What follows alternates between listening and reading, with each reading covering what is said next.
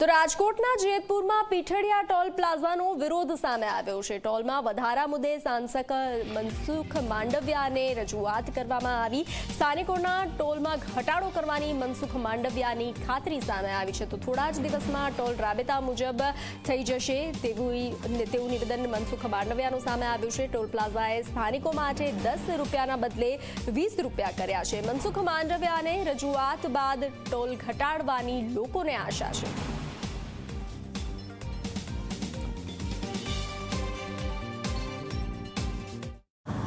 અમે ડૉક્ટર મનસુખભાઈ માંડવિયાને આવેદન આપ્યું છે ટોલ નાકા બાબતનું। જે પીઠડિયા ટોલ નાકાનો આપણો ભાવ વધારો લોકલનો કર્યો છે એ પાછો હટાવવા માટે અમે રજૂઆત કરી અને સાહેબે તરત જ ઉપર ઓથોરિટીને નેશનલ ઓથોરિટીને ફોન કરીને કહી દીધું કે ભાઈ તમે એને કહો મંત્રી સાહેબનો આમાં પૂરેપૂરું દબાણ છે અને જે જેતપુર તાલુકાનો જે પહેલાંનો જૂનો ભાવ છે એ જ કરી દે અને મને 4-5 દિવસમાં પાસે જણાવે।